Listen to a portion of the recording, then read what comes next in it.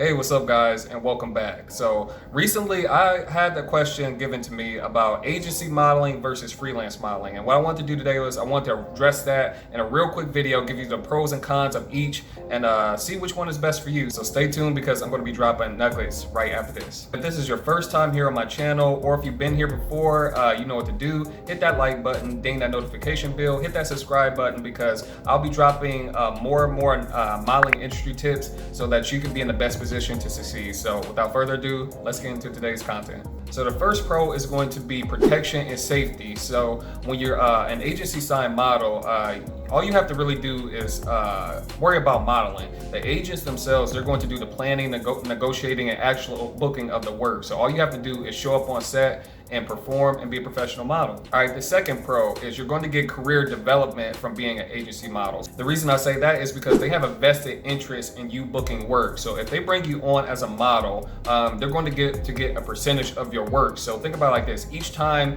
that they find you work, they're going to keep their finder's fee of about 20%, but they're going to be incentivized to keep booking you work, because if you keep booking work and getting paid, then they get paid. Another important pro as an agency signed model. So the agency, they're going to make sure that you're branding yourself correctly. So through social media avenues like Instagram, TikTok, things like that. They have access to a large clientele base, so they're going to be not only promoting you on their Instagram and social media pages, but they're also going to show you in which direction you should be going to make sure that you're putting your best foot forward for the clients that they have on file. All right, another pro as an agency, and this is an important one as a model, is the agency, they're going to fight to make sure that you get the best possible rates that's out there. So because they have this relationship that they built over the years with the clientele that they have, they're going to make sure that not only they know what your images and the videos and things like that you're being booked for, they're going to know how things are going to be used, but they can negotiate daily rates, and they can negotiate usage rates and things like that. So they're going to make sure that you're getting the most money, again, because whatever money you get, they get 20% of that. So they're incentivized to make sure that you get the highest rates possible. So the last pro is they're going to have exposure, they're going to be able to expose you to international markets. So if you have a mother agency nationally and they have great relationships with clients, or not clients, but other agencies internationally, they can ship you out to different markets just to see what sort of responses that you get. Now let's shift gears and get into the agency cons. All right, so the first drawback as being an agency signed model is there's not as much autonomy. So basically the agency is going to represent you and brand you a certain way based on what their clientele is. So if you fit a certain look and a certain aesthetic for a certain clientele, they're going to they're going to be consistent in how they want you to look. Another drawback is when you first start out as a model, I know you think it's all glitz and glam and things like that, but you do have to put in the legwork. And what do I mean by that? That means that you're going to have to, test a bunch. You have to actually build up a portfolio so that the clients that are actually visiting your agency, they get to see how you photograph, to see if you're a professional, how you conduct yourself. Do you have a presence? You have to build the legwork up first before. Not all the time. This isn't in all cases, but in a lot of the cases, you have to build your book up first before you start seeing the money and getting to that consistency thing. So you can't just switch up your looks and things like that without letting your agency know, because again, if they have certain clients and they are used to, or they're casting for a certain project, and they see you one way on the agency's website, but then you just got a major haircut, you got tattoos, you got piercings, you got things, and just recently you didn't let your agency know, and then you show up to set with this, that could potentially wreck the whole project, and then you get sent home. Maybe that client doesn't want to work with you anymore. It could just be bad all around. It could be bad for business. So something else, it's just a typical industry standard is agencies, they're going to take their finder's fee or their 20% agency fee.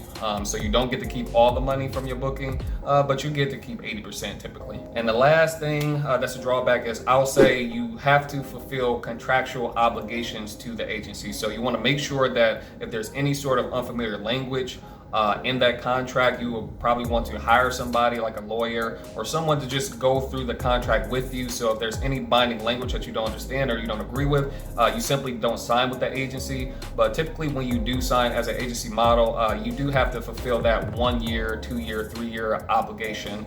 So you don't have the option to really leave until that contract is up. So we talked a bit about agency pros and cons. So let's shift gears and get into freelance pros and cons. So getting into the first freelance pro, remember that autonomy I was talking about? So you don't have that as an agency sign model, but you do have that as a freelance model. So you have the ability to book your own jobs. You get to set your own rates. You get to accept or decline jobs that you want to go for or don't want to go for, and that you're your own manager. You manage your own career, so you have total autonomy. And another pro for being a freelance model is you have the flexibility to go across different divisions of that. What do I mean? So if you have different sorts of clientele that want to cast you for different things, so let's say there was a lingerie casting coming up, and you may not consider yourself a lingerie model per se, but you feel like you may be a good fit for the shoot. You can cast for that. But then if you also feel like you have a fit and athletic body and there's a fit athletic project coming up, you can also submit for that role. You can do parts. You can do, fashion. You can submit yourself all across the different divisions of modeling without being pigeonholed into a certain division. And remember those agency fees that I brought up? So that's nothing that you have to worry about as a freelance model. So when you book yourself a job, you get to keep 100% of that. Now let's transition into freelance cons. One of the biggest freelance cons that I've heard over a number of years was from freelance models who they've worked with illegitimate brands or just kind of shady brands. So you're more likely to be exposed if you don't do your due diligence. Make sure you know who you're trying to shoot for or who you want to work with. So you definitely can't just accept a job as a freelancer without properly vetting the client or the brand that you want to work with. Another con is a lot of times today, clients are trying to go directly through social media to book freelance models because they know that they can pay lower rates. And that's mainly because the freelance model, they have to negotiate their own rates because they don't have the backing as an agency sign model.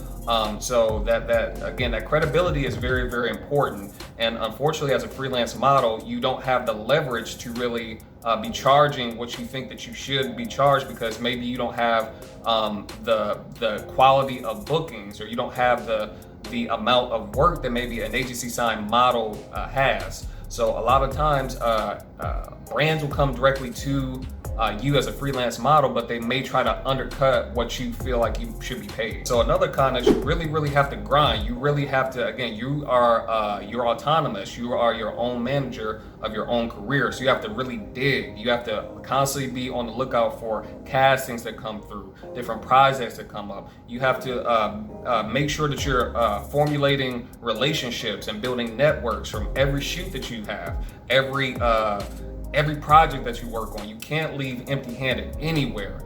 And then you also have to be mindful of your payroll. If you're booking work and things like that, you have to be, the agency's not in the picture. So you have to do your own accounting. You have to be mindful to take out to keep a certain amount of your money aside for taxes at the end of the year.